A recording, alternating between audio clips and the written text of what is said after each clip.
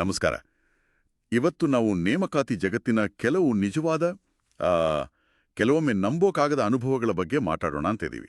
ಹ್ಮ್ ನಮ್ಮ ಹತ್ರ ಇರೋ ಮೂಲಗಳಿಂದ ಆ ಸಂದರ್ಶನದ ಕೋಣೆ ಒಳಗಡೆ ಆಕ್ಚುಲಿ ಏನಾಗುತ್ತೆ ಅಂತ ಒಂದು ಸಣ್ಣ ನೋಟ ಸಿಗತ್ತೆ.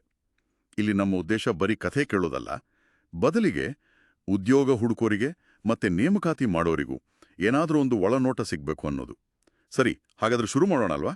ಹಾ ಖಂಡಿತ. ಈ ಅನುಭವಗಳನ್ನ ಆ, ವಿಶ್ಲೇಷಣೆ ಮಾಡೋದು ಇದೆಯಲ್ಲ, ಅದು ತುಂಬಾ ಮುಖ್ಯ.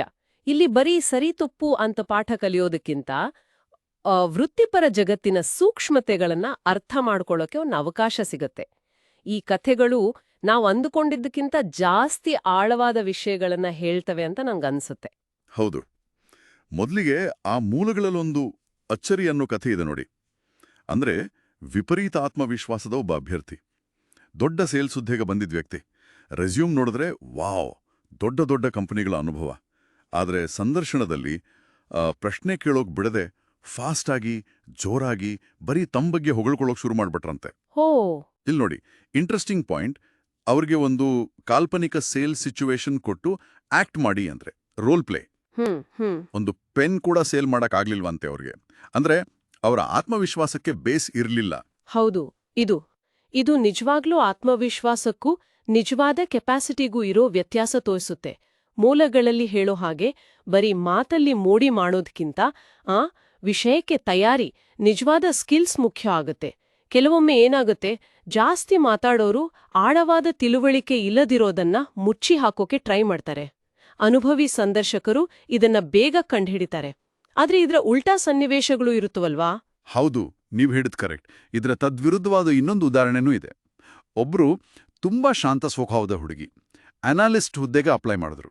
ಅವರ ರೆಸ್ಯೂಮ್ ನೋಡಿದ್ರೆ ತುಂಬಾ ಸಿಂಪಲ್ ಆಗಿತ್ತು. ಆದ್ರೆ ಸಂದರ್ಶನದಲ್ಲಿ ಅವರ ಡೀಪ್ ಥಿಂಕಿಂಗ್, ತಾರ್ಕಿಕವಾಗಿ ಯೋಚನೆ ಮಾಡೋ ರೀತಿ ಎಲ್ಲರನ್ನೂ ಇಂಪ್ರೆಸ್ ಮಾಡ್ತು. ಓ ಸುಮ್ನೆ ಮಾತಾಡ್ಲಿಲ್ಲ, ಆದ್ರೆ ಕೇಳಿದ ಪ್ರಶ್ನೆಗಳಿಗೆ ಕರೆಕ್ಟಾಗಿ ಯೋಚನೆ ಮಾಡಿ ಉತ್ತರ ಕೊಟ್ರು. ಅಷ್ಟೇ ಅಲ್ಲ, ಟೆಸ್ಟ್ಗೆ ಕೊಟ್ಟಿದ್ದ ಡಾಕ್ಯುಮೆಂಟಲ್ಲಿ ಒಂದು ಮಿಸ್ಟೇಕ್ ಕೂಡ ಕಂಡುಹಿಡಿದ್ರು. ವಾವ್! ಇವತ್ತು ಅವರು ದೊಡ್ಡ ಟೀಮ್ ಲೀಡ್ ಮಾಡ್ತಾ ಇದ್ದಾರೆ. ಈ ಉದಾಹರಣೆ ಮೂಲಗಳು ಹೇಳೋ ಒಂದು ಮುಖ್ಯವಾದ ಪಾಯಿಂಟ್ ಹೈಲೈಟ್ ಮಾಡುತ್ತೆ. ಎಕ್ಸ್ಟ್ರಾರ್ಡಿನರಿ ಟ್ಯಾಲೆಂಟ್ ಇರೋರು ಯಾವಾಗ್ಲೂ ಪೇಪರ್ ಮೇಲೆ ಶೈನ್ ಆಗಲ್ಲ. ಸಂದರ್ಶನದಲ್ಲಿ ಅವರು ತಮ್ಮ ಸ್ಪೈಕ್ ಅಂತಾರಲ್ಲ, ಅಂದ್ರೆ ಒಂದು ನಿರ್ದಿಷ್ಟ ಫೀಲ್ಡ್ನಲ್ಲಿರೋ ಅಸಾಮಾನ್ಯವಾದ ಆಳವಾದ ಕೆಪಾಸಿಟಿ, ಅದನ್ನ ತೋರಿಸಬಹುದು. ಹೌದು. ನೇಮಕಾತಿ ಮಾಡೋರು ರೆಸ್ಯೂಮ್ನ ಆಚೆ ನೋಡಿ ಇಂಥ ಸ್ಪೈಕ್ಗಳನ್ನ ಗುರ್ತಿಸೋದು ಕಲಿಬೇಕು. ಅದು ತುಂಬಾನೇ ಮುಖ್ಯ. ಆದ್ರೆ ಎಲ್ಲಾ ರೋಲ್ಗಳಿಗೂ ಇಂಥ ಶಾಂತ ಸ್ವಭಾವ ಸರಿ ಹೋಗುತ್ತಾ ಅನ್ನೋ ಪ್ರಶ್ನೆನೂ ಬರುತ್ತಲ್ವಾ? ಹೌದು, ಅದು ನಿಜ. ಪಾತ್ರಕ್ಕೆ ತಕ್ಕ ಹಾಗೆ ವ್ಯಕ್ತಿತ್ವನೂ ನೋಡ್ಬೇಕಾಗತ್ತೆ. ಇನ್ನು ಮೂಲಗಳಲ್ಲಿ ನೇಮಕಾತಿಯಲ್ಲಿ ಕೆಲವು ಡೇಂಜರ್ ಸೈನ್ಸ್ ಬಗ್ಗೆನೂ ಹೇಳಿದ್ದಾರೆ. ಅದನ್ನ ರೆಡ್ ಫ್ಲಾಗ್ಸ್ ಅಂತಾರಲ್ಲ, ಅಂದ್ರೆ ಎಚ್ಚರಿಕೆ ಗಂಟೆಗಳು. Red flags. ಉದಾಹರಣೆಗೆ, ಹಳೆ ಕಂಪನಿ ಬಗ್ಗೆ ತುಂಬಾನೇ ನೆಗೆಟಿವ್ ಆಗಿ ಮಾತಾಡೋದು, ಅಥವಾ ಕಣ್ಣಲ್ಲಿ ಕಣ್ಣಿಟ್ಟು ನೋಡಕ್ಕೆ ಹೆದರೋದು. ಇಲ್ಲಂದ್ರೆ ಪ್ರಶ್ನೆಗಳಿಗೆಲ್ಲ ರೆಡಿಮೇಡ್ ಮೆಕ್ಯಾನಿಕಲ್ ಉತ್ತರ ಕೊಡೋದು. ಅಬ್ಬಾ, ಒಬ್ಬರಂತೂ ಇಂಟರ್ವ್ಯೂಗೆ ತಮ್ಮ ತಾಯಿನೇ ಕರ್ಕೊಂಡ್ ಬಂದಿದ್ರಂತೆ. ನಂಬೋಕಾಗತ್ತಾ? ಅಯ್ಯೋ, ತಾಯಿನಾ? ಅದು ನಿಜಕ್ಕೂ ವಿಚಿತ್ರ. ಈ ರೆಡ್ ಫ್ಲಾಗ್ಸ್ ಬರೀ ತಮಾಷೆ ಅಲ್ಲ ನೋಡಿ, ಅವು ಕ್ಯಾಂಡಿಡೇಟ್ನ ಪ್ರೊಫೆಷನಲಿಸಂ, ಅವರ ಆಟಿಟ್ಯೂಡ್ ಮತ್ತೆ ಪ್ರಾಮಾಣಿಕತೆ ಬಗ್ಗೆ ತುಂಬಾ ಹೇಳ್ತೆ. ಹೌದು, ಪ್ರಾಮಾಣಿಕತೆ ಬೇಕು. ಆದ್ರೆ ಹಳೆ ಅನುಭವಗಳ ಬಗ್ಗೆ ಹೇಳುವಾಗ ಆ ಡಿಪ್ಲೊಮೆಸಿ ಇರಬೇಕು, ಗೌರವ ಇರಬೇಕು. ಅದು ಎಷ್ಟು ಮುಖ್ಯ ಅನ್ನೋದನ್ನ ಇದು ತೋರಿಸುತ್ತೆ. ಸಂದರ್ಶನದಲ್ಲಿ ನಾವು ಮಾತಾಡೋ ಪ್ರತಿಯೊಂದು ಮಾತು, ನಡವಳಿಕೆ ಎಲ್ಲವನ್ನೂ ಗಮನಿಸ್ತಾರೆ. ಕಾಮನ್ ಸೆನ್ಸ್ ಮತ್ತೆ ಪ್ರೊಫೆಷನಲ್ ಬಿಹೇವಿಯರ್ ಇವತ್ತಿಗೂ ಎಷ್ಟು ರೇರ್ ಅನ್ನೋಕೆ ಇವದ ಸಾಕ್ಷಿ ಅನ್ಸುತ್ತೆ. ಸರಿ, ಹಾಗಾದ್ರೆ ಈ ಎಲ್ಲಾ ಕಥೆಗಳಿಂದ ನಾವೇನ್ ಕಲಿಬಹುದು? ಮೂಲಗಳು ಹೇಳೋ ಹಾಗೆ ನೋಡೋಕಿರೋದಕ್ಕೂ ನಿಜವಾಗಿ ಇರೋದಕ್ಕೂ ವ್ಯತ್ಯಾಸ ಇರುತ್ತೆ. ಶೈನಿಂಗ್ ರೆಸ್ಯೂಮೆಗಿಂತ ಆಳವಾದ ಸಾಮರ್ಥ್ಯ ಮುಖ್ಯ. ನಿಜ.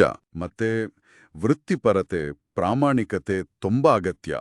ಅಭ್ಯರ್ಥಿಗಳು ತಮ್ಮ ಕೆಪಾಸಿಟಿ ಬಗ್ಗೆ ರಿಯಾಲಿಸ್ಟಿಕ್ ಆಗಿರಬೇಕು.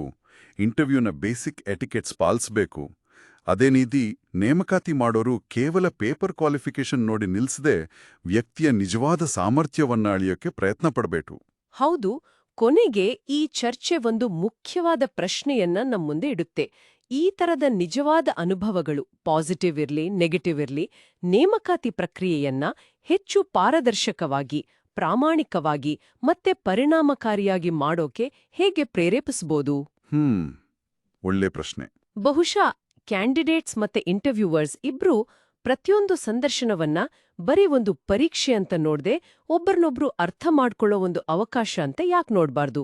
ಇದ್ರ ಬಗ್ಗೆ ನಾವೆಲ್ಲ ಯೋಚಿಸ್ಬೇಕೇನೋ ಅಲ್ವಾ?